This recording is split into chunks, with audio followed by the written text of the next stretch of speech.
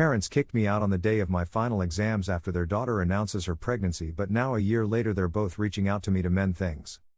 I, 19M, never thought I'd be writing this, but here I am. I've been sitting on this story for a while, trying to process everything that's happened, and I think I'm finally ready to share it. Some background: I was adopted when I was 2 years old by what I thought were loving parents. My biological parents died in a car accident, and I spent 6 months in foster care before my adoptive parents found me. They also had their biological daughter, Sarah, 23F, who I always saw as my real sister despite not sharing blood. Growing up, we were close, playing video games together, sharing secrets, and just being normal siblings. Our parents never made me feel like I was adopted, I was just their son. I still remember the day they told me I was adopted.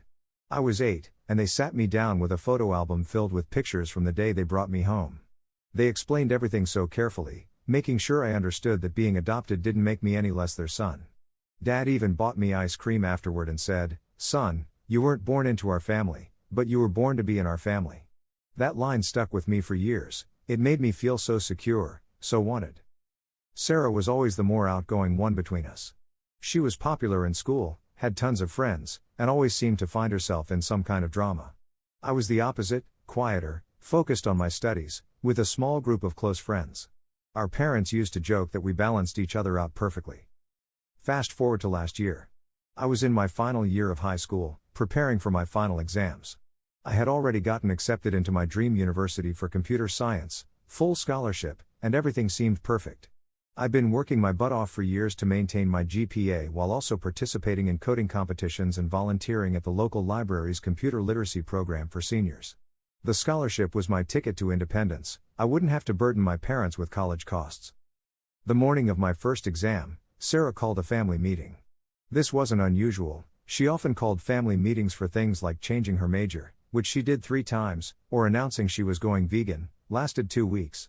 But this time was different. You could feel it in the air. She announced she was pregnant. The father? My best friend James. Here's where everything went sideways. Sarah had apparently told our parents that James and I had been partying together all year, that I was the one who introduced them, and that I encouraged their relationship despite knowing James had a reputation.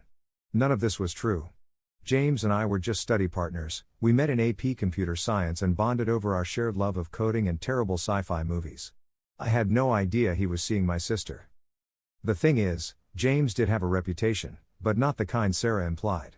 He was known for being a computer genius who helped the school upgrade their entire network security system as part of his senior project.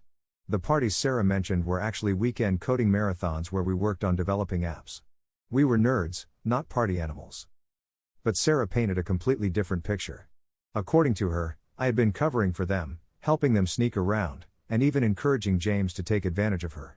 She claimed I knew about their relationship for months and kept it secret because I thought it was funny to see my sister sneaking around. Instead of letting me explain or even defend myself, my parents exploded.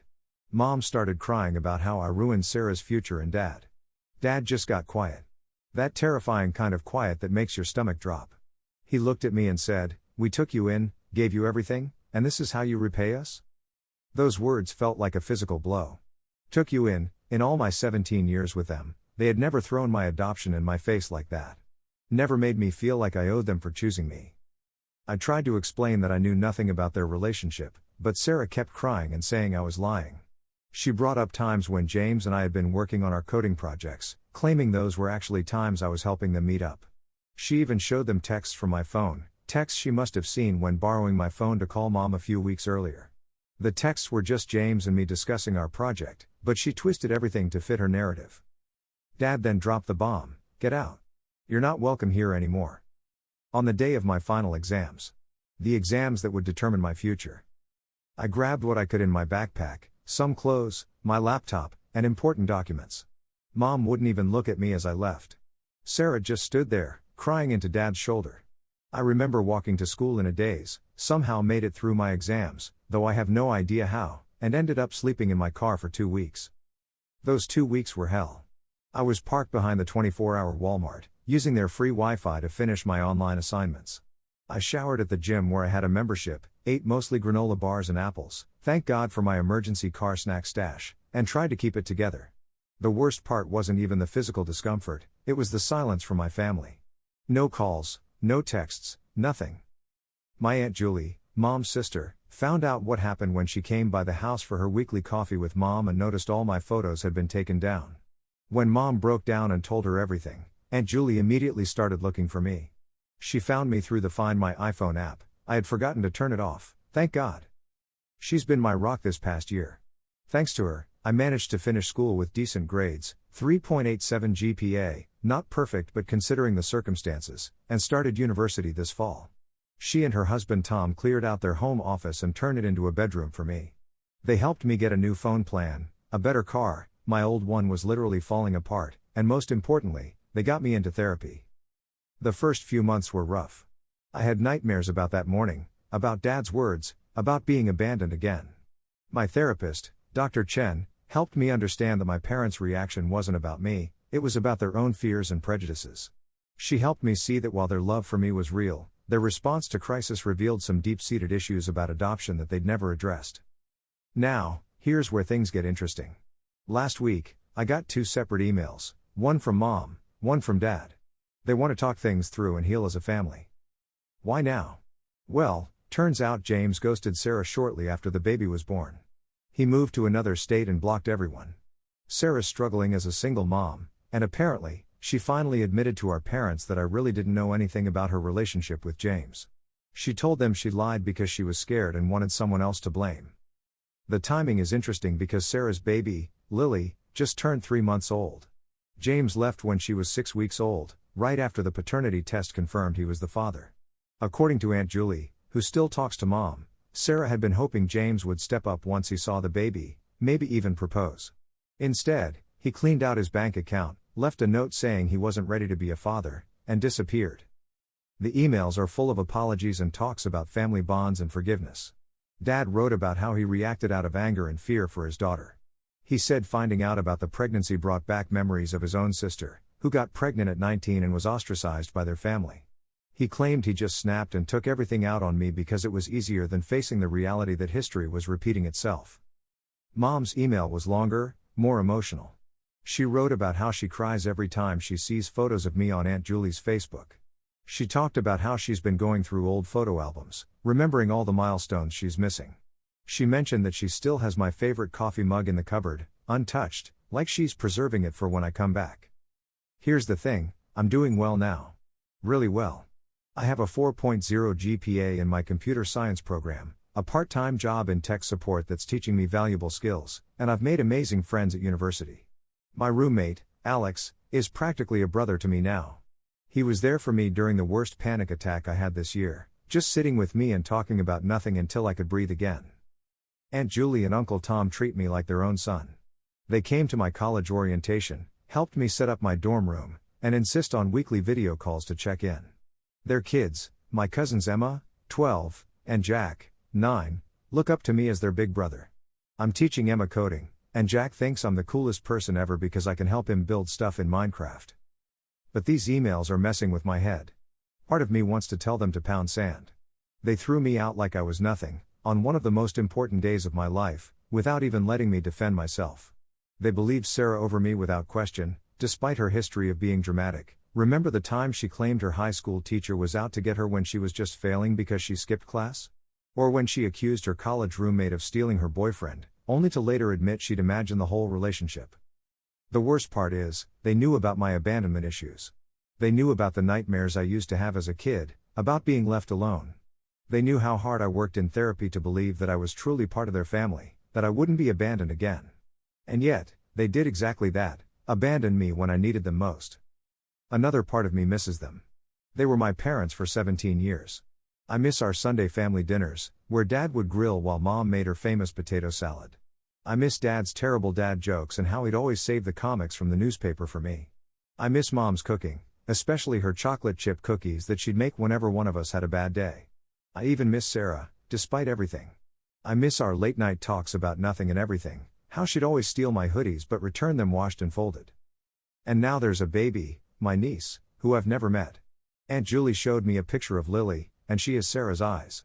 It feels strange to have a niece I've never held, strange to think there's this tiny person who's related to me, well, to Sarah, who doesn't know I exist. Aunt Julie says I should hear them out but set firm boundaries. She reminded me that forgiveness doesn't mean forgetting, and that I can choose the level of relationship I want to have with them.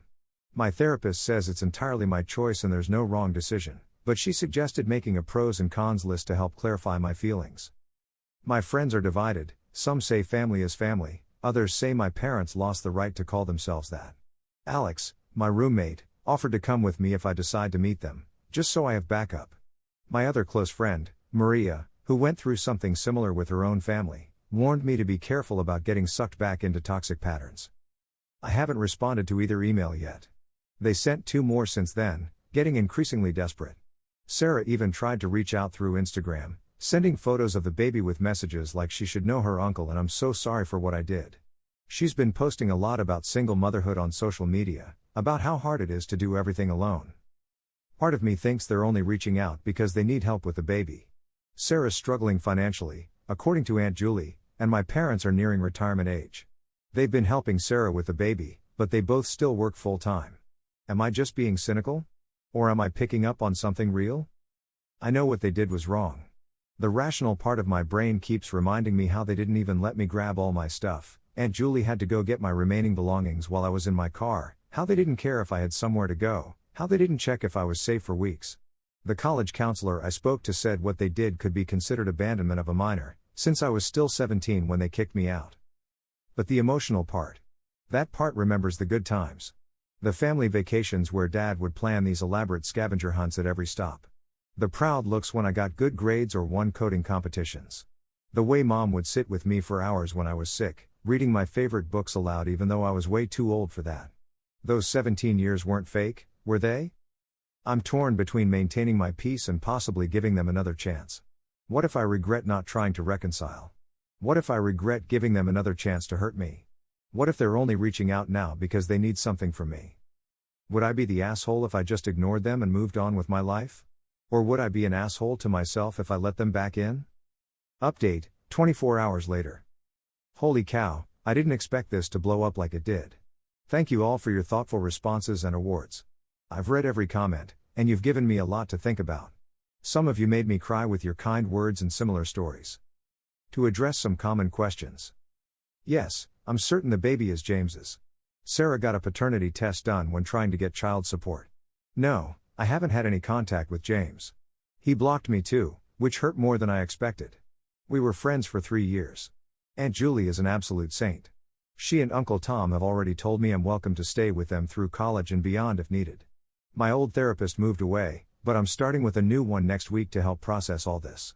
Several people asked about my biological family's medical history. I have all that information.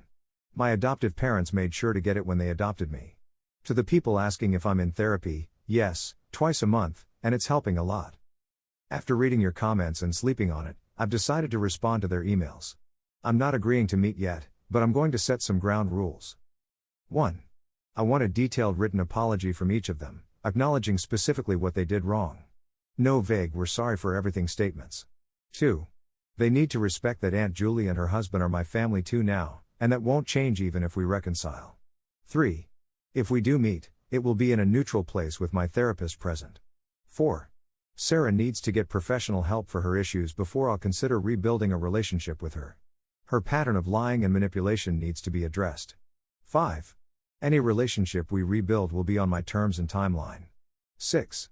They need to acknowledge that their reaction was about their issues, not my actions. 7. We need to have an honest conversation about how my adoption played into their reaction. I'm also setting some personal boundaries. I won't be providing any financial support. I won't be available for babysitting or childcare. I won't keep secrets or be put in the middle of family drama again. I won't pretend everything is fine just to keep the peace. I'll update again after I send this email and get their response. Thank you all for helping me see that it's okay to protect myself while still leaving the door cracked open. Update 2, 48 hours later. I sent the email this morning. Mom responded almost immediately, agreeing to everything and asking if they could start with the written apologies right away. Dad took longer to respond but also agreed. Sarah. Well, she sent another baby picture with "please don't shut us out" as the caption. I'm taking that as a sign that she's not ready to do the real work yet. Mom's apology letter just came in. It's actually pretty good. She addressed specific incidents, acknowledged her own fears about adoption that she never dealt with, and didn't make excuses. She even admitted that she's been in therapy herself for the past 3 months, working on her issues. She ended it by saying she knows she doesn't deserve forgiveness but hopes to earn back my trust slowly, if I'm willing to give her the chance. Still waiting on Dad's letter. Aunt Julie thinks this is a positive first step but reminds me to take it slow. My therapist helped me draft responses that maintain boundaries while leaving room for healing. Final thoughts: maybe I'm being too harsh with these conditions, but I need to protect myself. I can't go through that pain again. As many of you pointed out, they showed me who they were when things got tough. Now I need to show them who I've become, someone stronger, someone who values himself enough to set boundaries. The hardest part is knowing that when I do meet Lily, I'll be meeting my niece as a stranger. She'll be older, maybe walking or talking by then. But that's the consequence of their actions, and I won't be rushed into a relationship I'm not ready for, even for her sake. Wish me luck, Reddit. I'll update again when there's more to share. Update 3, 1 week later. A lot has happened this week. Dad's letter finally came, and it was different from Mom's. While Mom's letter focused on her actions and feelings, Dad's was more analytical. He broke down every decision he made that day, explaining his thought process and why it was wrong. He admitted that his fear of history repeating itself, with his sister's story, clouded his judgment. The most impactful part was when he wrote about the "we took you" in comment. He said he's been haunted by those words, that they revealed an unconscious bias he didn't know he had. He started attending adoption support groups for parents, trying to understand these underlying issues better. Sarah sent a long text message instead of an apology letter. It was full of excuses about hormones and fear, but there was one honest moment. She admitted she was jealous of my scholarship and academic success. Apparently, seeing me have it all figured out while she was struggling in community college made her resent me. Not exactly the accountability I was looking for, but at least it's something real. I've agreed to a video call with Mom and Dad next week. My therapist will be present, and we're keeping it to 30 minutes. Sarah won't be included yet. Both my therapist and I agree she needs to show more genuine remorse and understanding of her actions first. Some interesting developments. Aunt Julie revealed that Mom and Dad have been sending her money monthly to help with my expenses. I had no idea. She's been putting it in a savings account for me. James apparently tried to contact Sarah through his parents. He wants to set up a college fund for Lily but doesn't want direct contact. Sarah refused. My university's counseling center is starting a support group for adopted students, and they've asked me to help organize it. Update 4, 1 month later. Had the video call. It was intense. Mom cried when she saw me, Dad could barely speak at first. We stuck to the 30-minute limit, though it was hard. They respect my boundaries so far. No pressure to meet in person yet. No mention of financial help. No pushing for a relationship with Sarah or Lily. No guilt trips about family obligations. The most surprising part? They've both been in therapy, separately and together. They're working through their issues about adoption, family trauma, and their own parenting styles. Mom admitted she always worried about treating me and Sarah differently, so she sometimes overcompensated by believing Sarah unconditionally. Sarah's still sending daily baby pictures, but I've muted her notifications. I'm not ready for that relationship yet. She needs to do more work on herself first. Update 5, 3 months later. Met them in person today.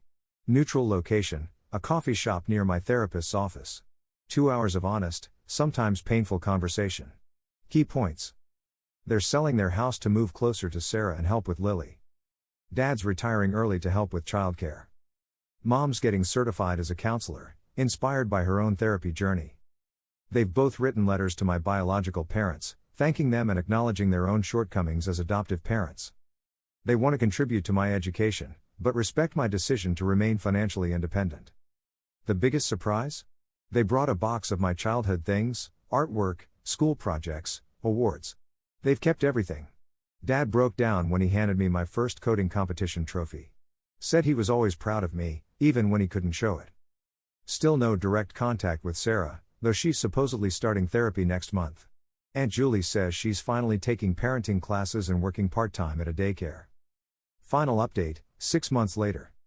Life has a funny way of coming full circle. Remember that tech startup that offered me a job? They reached out again, this time with an internship program specifically for students. I accepted. It's remote work, good pay, and fantastic experience. Family situation update. Weekly video calls with mom and dad. Monthly in-person meetings, always in neutral locations. They're in the process of moving closer to Sarah. Sarah's in therapy and doing better. We've exchanged a few emails. Finally met Lily, via video call. She's adorable. Aunt Julie and Uncle Tom are still my rocks. Started dating someone who knows the whole story and supports my boundaries. Lessons learned. 1. Family isn't just blood or adoption papers, it's actions and respect. 2. Forgiveness doesn't mean forgetting or returning to the way things were. 3. It's okay to take time to heal. 4. Boundaries aren't punishment, they're protection. 5. People can change, but only if they want to. 6.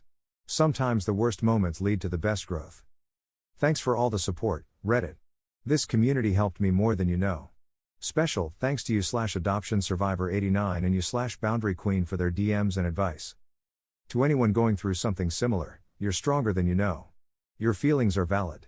Your boundaries matter. And sometimes, family isn't who you're born to or adopted by, it's who stands by you when things get tough. Signing off for now. Life isn't perfect, but it's better. And really, that's all we can ask for.